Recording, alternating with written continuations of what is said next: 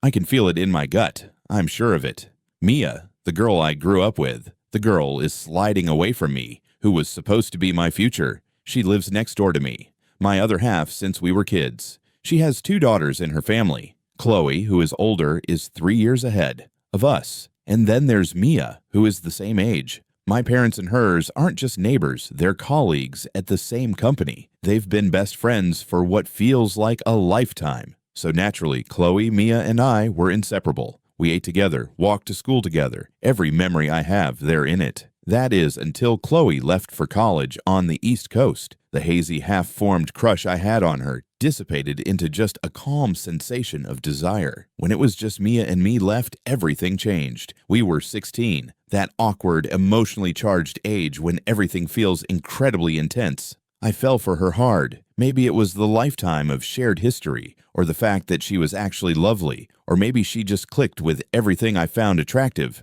Whatever it was, she was the only one I saw. From the start of junior year, all I wanted was for her to be my girlfriend. But Mia was an odd combination of passionate and pragmatic. She'd indicate that she felt the same way, but always followed it up with, "We're too young. We can't get serious yet." I remember one tremendously beautiful afternoon. I was driving her to the library in my beat-up old automobile. We found a table just under an air conditioning vent, and the chilly breeze blew strands of her hair across her face. She looked so tranquil, so wonderful that I just stared on an impulse I still don't understand. The words I'd been holding back just poured out. "Mia, will you be my girlfriend?" The second I uttered it, I was overcome with regret. I glanced around, scared someone had heard, but thankfully we were in a remote spot. I hesitantly looked back at Mia. She was just staring at me, her eyes wide with shock. My heart was slamming against my ribs, and I couldn't say another word. Just waited for her verdict. "We're still very young," she added. Her first words hit me like a bucket of frigid water. She's going to say no. A bitter flavor filled my mouth. I dipped my head, already attempting to find out how to play it off as a joke. But she started, and I looked up. If you ask me again, after graduation on the 50-yard line in front of the whole school, I might just say yes. Before I could absorb it, she poked her tongue out playfully, a big, gorgeous smile blossoming on her face. The afternoon sun rushed through the window, striking the blush on her cheek and lighting up the tips of her ears, which had turned a deep shade of crimson. A rush of pure bliss washed over me. I shot from my chair. If I hadn't been in a dead silent library, I probably would have screamed, "Deal!" I managed to say, my voice full of an emotion I couldn't suppress.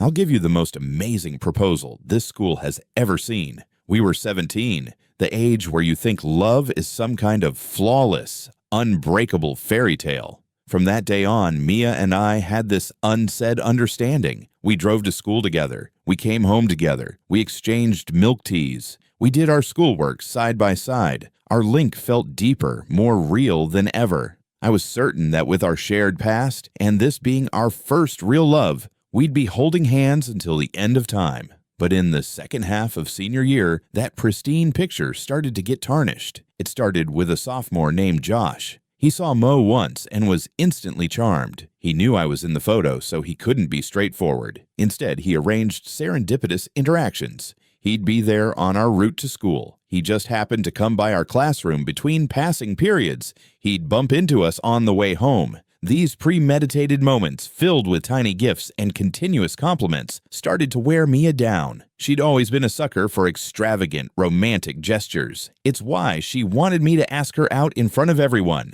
I'll admit, I'm not the smoothest talker. I couldn't flatter her the way Josh did. I didn't have the shameless persistence he used to chase after girls, but my strongest strength is understanding when to cut my losses.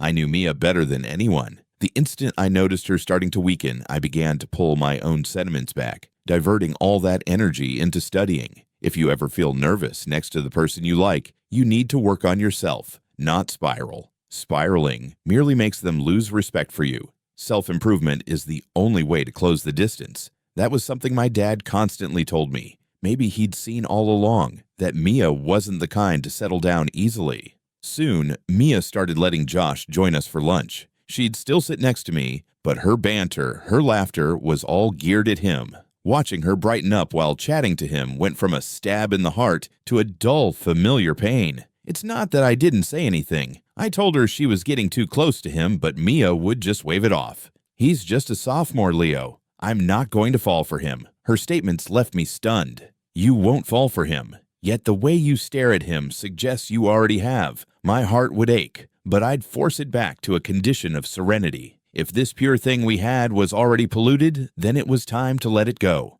What is it meant to be yours will never be yours. Letting go is the best way to start over. I blocked out all the hubbub and focused myself into preparation for the SATs and college applications. My conversations with Mia were shorter and less frequent. She didn't even seem to notice. Even though we sat next to each other in class, she spent every spare moment dashing out to the corridor to speak to Josh, leaving me alone at my workstation working through practice tests. Mia and her sister Chloe were similar in one way. They were both naturally brilliant. Mia could breeze through classes with me and yet beat me by a solid margin on every test. If I wanted to get into Northgate University where Chloe was, I'd have to work twice as hard. Stacks, numerous practice examinations, and dozens of empty pens were a tribute to my labor. I was pondering about calculus issues while I ate dinner. Mia pointed it out once or twice, then gave up and focused her concentration on Josh. At night, after dinner, I'd sit at my desk buried in literature. Sometimes when I was exhausted, I'd look up to the window next door, Mia's room. She used to sit at her desk facing her window. Whenever I'd look up, she'd somehow sense it and look up too. She'd offer me a nice smile or would make a silly expression, and it would make my whole night, motivating me to study even harder. But suddenly, her chair was vacant. She was probably on her phone texting Josh. Even though I resolved to go on, there was a bitter knot in my gut. I'd shake my head, attempting to dismiss the feeling and focus on my parents, on how hard they'd worked for all these years. No matter how weary they were from their occupations, they always got home, fixed dinner, and had a hot meal on the table waiting for me. Whenever I tried to help with the dishes, my mom would gently push me back toward my room, telling me my sole duty was to study. To give me an extra advantage, my dad paid a fortune on an online teacher, someone to help me with my weakest topics. I overheard them chatting about it one night when I went to the washroom. The course was only for a few weeks, but it cost him 2 months' salary, all only to assist me earn a slightly higher score. After that, I went back to my work, focused on the difficulties in front of me, and didn't peek out the window again. As application deadlines came closer, Mia commented from the passenger seat that I've been acting funny lately. I merely said, "It's crunch time. I don't have the energy for anything else." She scoffed. "You're not genuinely still aiming for Northgate, are you, Leo? My sister is far smarter than me, and she barely got in.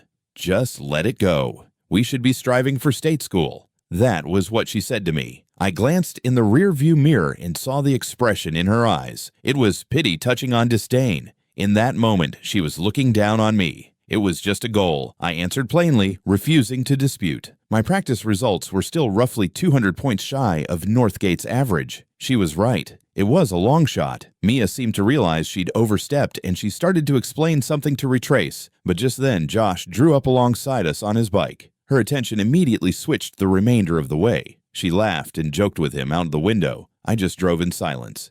She was sitting in my car, but she was with another guy. When Josh even had the guts to offer if she wanted a ride on the back of his bike, she actually hesitated for a second before saying no. The final week before applications were due, Josh came to find Mia after school. "Mia," he murmured, using that overly familiar tone, "you'll be gone at college soon. Can I at least be the one to take you to and from school for this last week?" Mia had once informed me that no guy but myself or her dad would ever be allowed to call her by her whole first name like that. But she didn't even seem to notice. She only gazed at me, a look of struggle on her face. "It's fine," I answered, not glancing up from my book. "You go with him. It'll save me some gas and allow me more time to study." She thought for another time, then consented. For that whole week, she rode on the back of Josh's bike. I started departing for school a few minutes earlier each day, purposely avoiding them. The first morning, Mia stormed into class and glared at me. I only glanced at her once before turning back to my job. We scarcely spoke that week. At lunch, she sat with Josh. My buddies started asking me what was going on, and I just shrugged it off, saying Mia and I were just neighbors. With my thoughts cleared distractions, I focused totally on my applications. When the deadline finally arrived, my parents checked and rechecked my backpack for my laptop and login info, my heart filled with nothing except thankfulness for them. "You can do this," I told myself, stepping into the computer lab. I felt strangely relaxed as I filled out the paperwork and attached my writings. I genuinely appreciated the sensation of finality. After 3 intense hours of submitting applications, my parents didn't ask if it was hard. They just pulled me into a massive hug and started chatting about where we should go on a celebratory trip. I just smiled and stated I wanted to sleep, then relax for a few days. My dad clapped me on the shoulder and my mom hurried me into the car. Back home, I crashed and slept until I woke up naturally, feeling utterly rejuvenated. The stress of the last year had finally lifted. I just laid in bed, stretching with no desire to get up. I finally rolled out of bed around midday when I heard people in the living room. Mia's parents were over arranging a joint family trip with my parents and dad. When they spotted me, they lighted up, asking why I hadn't gone over to visit Mia lately. I just laughed and said studying was more essential, but now that applications were in, I'd have more time. Mia's mom, her eyes crinkling into a smile, pulled me down to sit next to her. She asked where I wanted to go, and I paused for a second and responded, maybe a vacation to explore the national parks out west, like you seat. Her smile got even wider. She shared a gaze with her spouse and claimed Mia had proposed the exact same thing. So it was decided. Both families would go to USAID for a week. Chloe would be home in a couple of days, and we could all go together. It had been a long time since we'd all done something as a group. 2 days later, Chloe was back, as kind and warm as ever. The first thing she did was hand me a tiny box. Inside was a limited edition action figure I'd been wanting for ages. I carefully laid it down, and in a burst of excitement, I gave her a rapid, tight hug. I understood what I'd done and promptly let go, barely in time to notice Mia observing us with a sad frown. "It's okay, Leo," Chloe remarked with a quiet laugh. "It's not like you haven't hugged me before." Her comments made me blush. Looking at her lovely, pretty face, my heart did a little flip. When we headed off, both families in their different cars, Mia didn't come over to ride with me like she normally used to. My mom, realizing our car only had 3 persons, jokingly called out, wondering whether one of them wanted to join us to liven things up. To my amazement, Chloe started walking over. Seeing that, Mia jumped out of her car and ran to ours too. So I ended up seated in the back, squished between the 2 sisters. The environment, however, was anything but harmonious. I found myself continuously moving toward Chloe, asking her about college life. She replied everything with a lovely tenderness, sharing hilarious stories and intriguing details. We talked and joked readily, and the complete lack of discomfort between us seemed to irritate Mia, but no one was paying attention to her. I was entirely interested in my talk with Chloe. The big sister, who had always watched out for me, was still the same person I recalled. The months apart hadn't created any distance at all. The excursion was a blast for everyone save for Mia, who seemed to be in a constantly terrible attitude. Her parents reprimanded her a few times throughout the 7 days, but that didn't make a difference. The only time her look changed was when her phone buzzed, and she'd retreat inside a corner, smiling and messaging for hours. Chloe watched her intently for a long time. Then her eyes shifted weird to me, but I was too busy taking in a spectacular sights of the valley to notice. The week sped by. On the trip home, I was grinning like an idiot at a picture on my phone. It was a photo of Chloe and myself on a boat on one of the lakes. I was enthusiastically pointing at something in the distance, and she was staring at me with a lovely, sweet grin. The affection in her eyes was mesmerizing. The picture absolutely radiated this effortless closeness. There were plenty of images from the vacation with my parents, with her parents, but only a couple with Chloe, and only one with Mia. A candid image her mom had taken.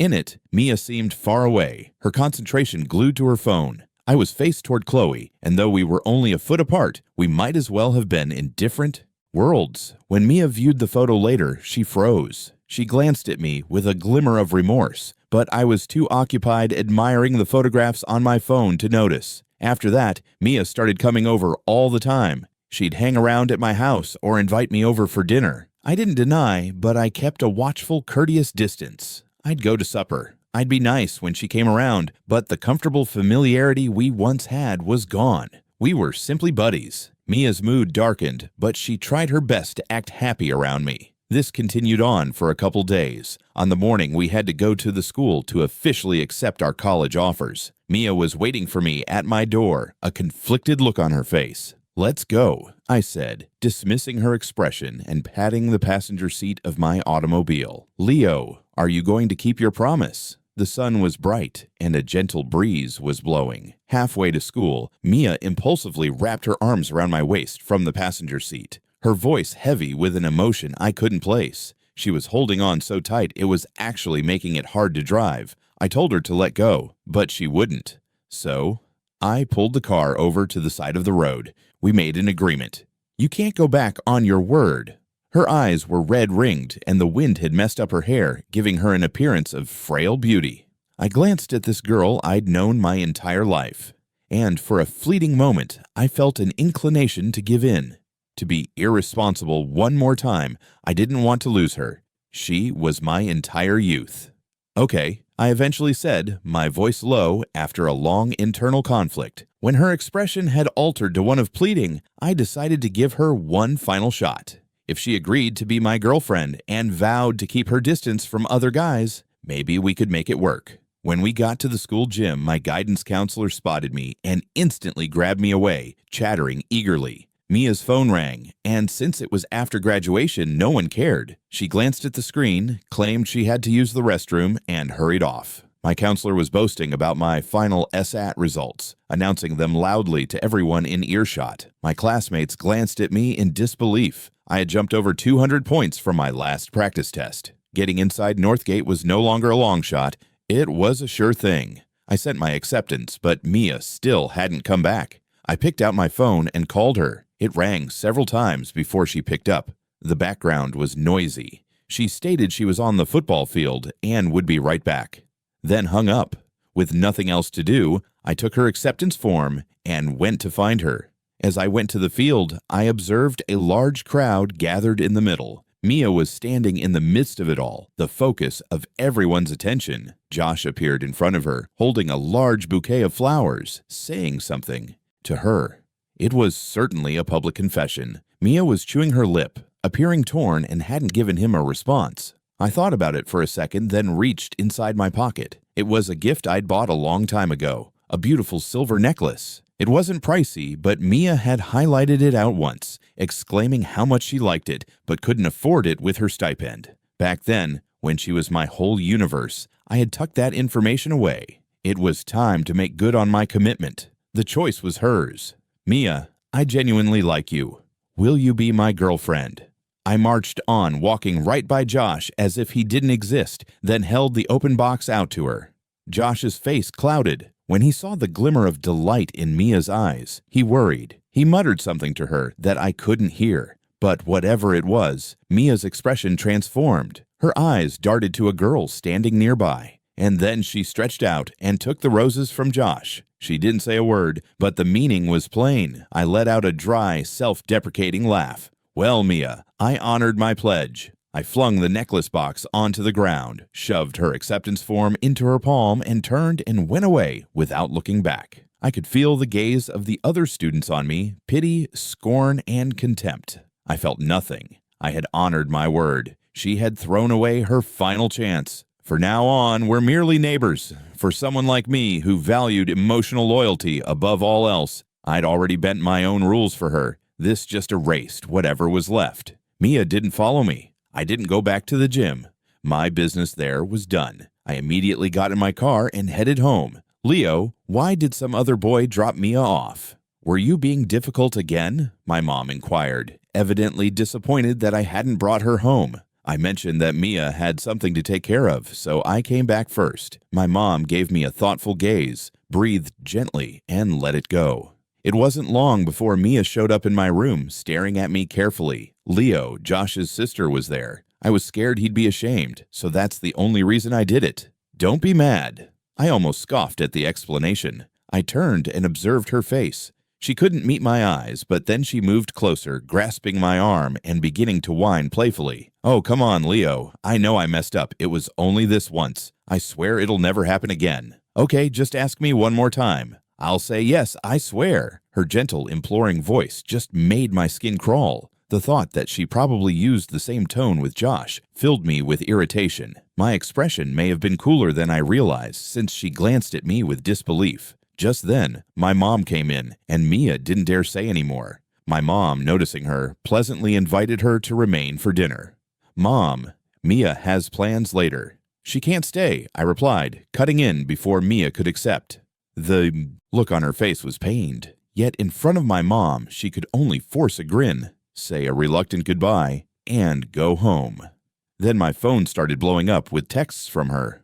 Long, rambling essays that I had no desire to read. They were all excuses about the circumstances, about our childhood closeness, about how Mom was just trying to save Josh's feelings. I replied with one sentence. "Did you ever pause to think that maybe I would feel embarrassed?" Then I put my phone down and didn't read another message she sent. For the rest of the summer, I found a job at mall a few towns away. It was a rotating shift, and the few occasions Mia came by, I was always at work. We didn't see each other once the entire summer. I didn't respond her calls. I didn't react to her texts. The first time we actually saw each other was when I earned my first big paycheck and took Chloe out to celebrate. Mia tagged along, looking a little scared, yet delighted. She kept trying to make conversation, and while I wasn't disrespectful, my answers were short and non-committal. Her phone buzzed incessantly, but she ignored it every time. With Chloe present, she couldn't bring up what had happened, but she continued shooting me guilty looks. Chloe, for her part, seemed indifferent to the tension, her eyes on the city bustle, periodically reminding us to remain careful. Then Mia's ringtone went off.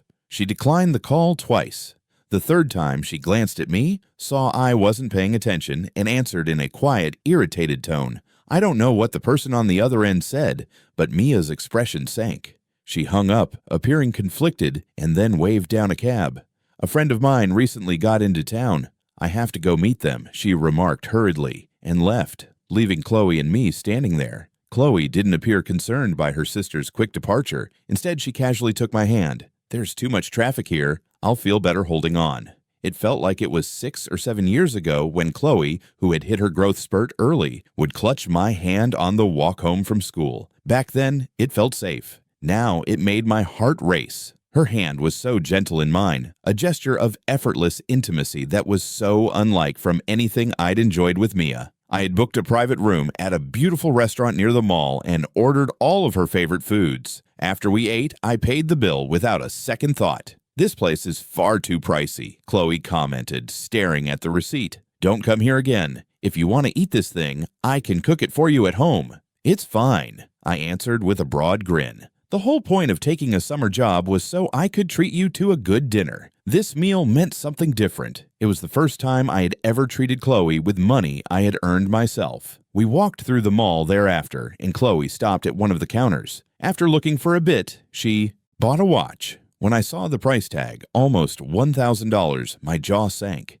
This is an investment. It'll last for years. "Not like wasting a fortune on a single supper," she continued with a cheeky smirk, rolling her eyes in a way that was nonetheless ridiculously charming. I was momentarily surprised. A light blush tinted her cheeks, but she disregarded it, carefully putting the watch on my wrist before paying for it with a delighted smile. On our way out, we saw Mia. She was holding hands with Josh, and they were chatting to another girl who I immediately recognized as Josh's sister. Chloe gazed at them, then turned and looked at me. I felt nothing, but Chloe's brow pinched. "Mia!" she yelled out, heading directly toward them. When Mia noticed us, her expression turned pallid. She quickly dropped Josh's hand and ran over as if scared we would talk to them. Josh, whose arm was in a sling, scowled at us. My pal had to leave, and I was on my way to find you guys when I ran into them. So I stopped to talk for a minute. Mia spoke a bit too fast and then tried to draw us away. I automatically drew my arm back, and a hurt expression flashed across her face. Josh's sister stepped over, said a quick hello, and then raced away with her brother. Mia tried to encourage us to go shopping, but both Chloe and I claimed we were exhausted, so she had no choice but to head home with us. As we parted ways, Mia motioned to her phone, gesturing for me to check my messages. I ignored her. As the start of the semester came, I went over to the Fang's house, luggage in tow. You too," Mia gasped, staring at me and Chloe waiting there with our bags. I just grinned and held up my Northgate University acceptance letter. Time to head to campus. Chloe and I are traveling together. The side of the letter made Mia's face drain of everything tone. Her countenance shifted from amazement to sadness, and then tears started to fill up in her eyes. Leo, you promised we'd go to the same college. Sorry, I never said that.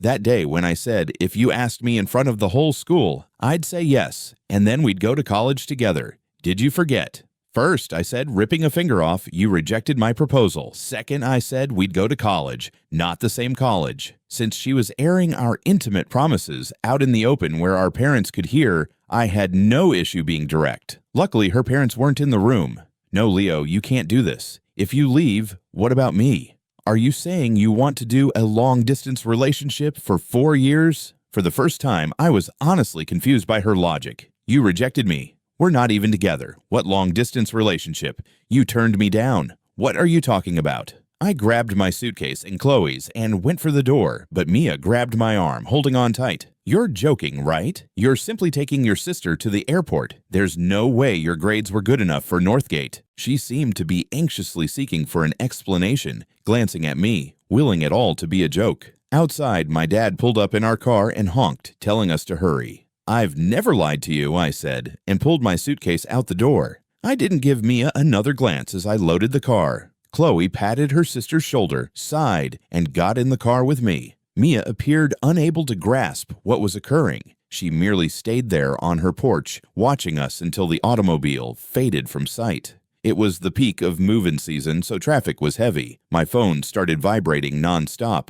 I didn't need to look to know it was Mia because she'd been so distracted before the examinations. Her dream of Northgate had slipped away. She ended up at the local public institution. For years apart would definitely allow her time to understand our connection. As for me, I was just happy to finally be heading to college. Even the gridlock couldn't damper my spirits. My dad saw us off at the train station telling me to study well and to look for Chloe. I vowed I would. And then, seeing the little bend in his shoulders, I grabbed him into an embrace. Don't worry, Dad. I'm grown up now. I can take care of myself. You and Mom just take care of yourselves at home. As the train slowly moved away, my dad stood on the platform waving, and a lump developed in my throat. After a long voyage, Chloe and I finally went onto the Northgate campus. She effectively guided me through registration and helped me get comfortable in my dorm. She even made my bed for me. My new roommates looked on with a mixture of envy and admiration, giving me a thumbs up and whispering about how my fiancé was so attentive and gorgeous. I didn't bother correcting them. A part of me was happy. Afterward, I helped Chloe move in her dorm, dragging her big bag up 5 flights of stairs. She got out a tissue and carefully wiped the sweat from my forehead. Just then, her housemates arrived and gazed at our casual intimacy. They drew Chloe aside, asking her about our relationship. I don't know what she said, but they continued measuring me up. As Chloe unloaded, her other 2 roommates showed inside, and the 3 of them immediately started mocking her, claiming she had to treat them to dinner. Without a second thought, she agreed. And that's how I ended up having dinner with 4 females from the senior dorm. From then on, Chloe and I fell into a routine. We'd eat together at the dining hall and take walks around campus in the evenings. The rumor that we were a couple spread like wildfire. I discovered out when a friend noticed us walking together and started taunting me. I was ready to explain, but Chloe just wrapped her arm through mine. Things settled things. My friend just grinned, made a couple more jokes, and then smartly made himself scarce. Chloe's face was a touch red. She stated that a couple guys have been continually hitting on her, and she was hoping I could act as a shield to convince them to back off. Well, if I'm your shield, I'll never be able to obtain a girlfriend. I joked. Maybe you should simply be my girlfriend for genuine Chloe. She stared at me for a long period, and then so quietly, I almost missed it. She responded, Okay. I stopped walking, staring at her in surprise. Don't forget, I grew up with you too, she replied bravely, meeting my glance, her lovely eyes full of conviction. Doesn't that make us childhood sweethearts too? Why can't I like you?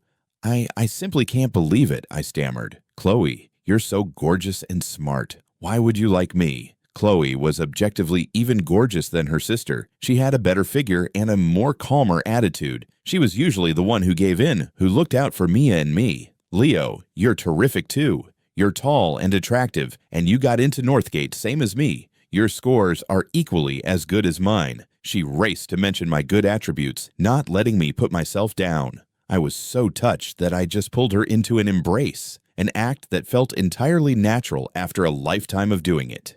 "Thank you for liking me, Chloe." And just like that, with no grand gestures or dramatic confessions, Chloe and I were officially together. We just hadn't told our family yet. A couple of months later, Chloe started an internship. To avoid being far from me, she chose a company near college. At first, she commuted from her dorm, but the employer regularly had her working late. To make things easier, she wanted to rent an apartment. I was fine for it, understanding that living off campus would allow us more freedom. Chloe chewed her lip, and then she inquired whether I wanted to move home with her. Move in together. The prospect overwhelmed me. My thoughts filled with ideas of living with Chloe, eating meals, waking up together. I immediately agreed. Seeing my foolish, exuberant reply made her giggle. After gazing after many places, we located a little 60-square-meter apartment just big enough for the two of us. We each bought goods we loved, little decorations to make the apartment feel like ours. Looking around the lovely home we'd made, I felt like I was in a dream. I'm living with Chloe. The truth of it didn't fully sink me until she stepped out of the restroom after a shower. Her cheeks reddened and shyly told me it was my turn. I virtually raced into the bathroom. From that day on, we were like a married couple. She would strive to get home early to cook for me, and I'd surprise her with tiny things. Because we knew each other so well, we never fought. We were just wonderfully compatible. Sometimes I'd come home early and make all her favorite things, setting the table with the arrangement of flowers for when she got back from work. Other times, she'd surprise me with a jersey for my favorite team or a new action figure. Happy times fly. Before we knew it, it was time for winter vacation. After one last meal in our flat, we gently closed the windows, shut off the water, and unplugged everything. We took one last lingering look around our modest home and then went out the door, hand in hand. Our joyous new beginning would be on pause for an entire month. On the train trip home, I had her in my arms, feeling like we had a million things to say. My parents texted regularly, asking when we'd arrive. I gently replied each again, and just before we pulled into the station, I informed Chloe I was going to tell her parents about us. This time, she hesitated. "What about my sister?" she asked. "What about her?" "There's nothing between us," I said. "Who cares what she thinks?" Chloe finally nodded, but begged me to let her be the one to announce it. When we exited the station, both sets of parents were there waiting. Mia's break didn't start until that afternoon, so she wasn't there. I sat in the back of my parents' car with my mom, who held my hand and looked me over, saying I'd gotten slimmer and a little darker after half a year away. I grinned and flexed my arm, telling her that the freshman boot camp had made me slimmer, not weaker. My parents chuckled, glad to have me home. We drove straight to Mia's university to pick her up. She was just walking out as we arrived and ran up, appearing pleased to see us. I hadn't initiated contact with her once in the past 6 months. All the effort had been from her side. I told her once that we could only be friends, but she didn't listen. After that, I only replied selectively to her SMS, disregarding anything that crossed the line. At the restaurant, our family met for supper. Chloe and I sat together, but Mia insisted on squeezing in next to me. As she sat down, she spotted our hands entangled under the table. The color disappeared from her cheeks. At one point, Mia's mom remarked that Chloe would be graduating soon, and that it was time she started thinking about finding a boyfriend. Chloe rose up, holding out our clasped hands for her parents to see. "Leo and I are together," she stated simply. The comment rocked both sets of parents into stillness. Then, a moment later, they all broke into ecstatic laughing. My dad and her dad quickly lifted their glasses. "Looks like we're going to be family," her dad shouted. "I saw Leo grow up. I couldn't ask for a greater son-in-law. And Chloe is a wonderful baby. So sweet-natured," my dad back. "I'd be pleased to have her as a daughter-in-law." The two of them began a round of mutual compliments, drinking joyfully and getting progressively drunker. Their chatter immediately went to engagement parties, wedding gifts, and how many kids we should have. The wedding gift will be significant. "We love Chloe, and she deserved the best," my dad declared. "I'll arrange the engagement party. Don't you spend $1. I only have 2 girls. Everything I have will be theirs one day," her dad mumbled back. Our mothers were equally as delighted, crowded together and whispering, their eyes frequently wandering over to Chloe and me. Mia, however, didn't smile once. She lay pale as a ghost, scarcely touching her food the entire evening. Later that night, the shouting started. Mia and Chloe were having their first ever major argument, and it was so loud we could hear it next door. When I knocked and went inside, I discovered Chloe, usually so sweet, staking her ground like a mother hen, disputing passionately with her sister. "Leo loves me. He asked me out. How could you steal him from me?" Mia shrieked. "So what if he asked you out? You didn't say yes." "What's wrong with me being with him now?" Chloe countered. Hearing this, their mom glanced at me with a troubled face. I gave her an apologetic nod and moved over to Chloe, grabbing her hand. "Mia, the only reason I asked you was because you told me to," I murmured, my voice steady. At that point, I wasn't anticipating us to get together because I knew you were going to choose Josh. "You rejected me. Why are you making a scene now?" My comments seemed to depress her utterly. I simply wanted to," she mumbled, attempting to explain, while all those people were laughing at me. I cut her off. "You chose to stay there, and let it happen. Did you ever think about how I felt? And after that, you and I both saw you with Josh. Was he pressuring you to be there? Were you compelled to meet his sister as his girlfriend? Have you even broken up with him yet?" My string of inquiries left her paler than ever, unable to form a cohesive defense. All she could do was tearfully say that she was merely pretending to be his girlfriend and that they were never actually connected. "You know what you are actually thinking. We've known each other our whole lives. Mia, I know exactly what was going in your head. If you had affections for someone else, you should have just let me go." Mia had nothing left to say.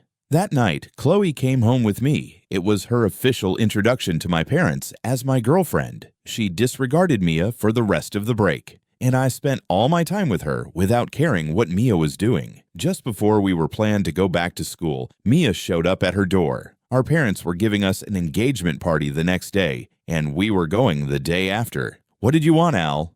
Curious, Chloe and I followed her outdoors. Waiting. There were Josh and his sister.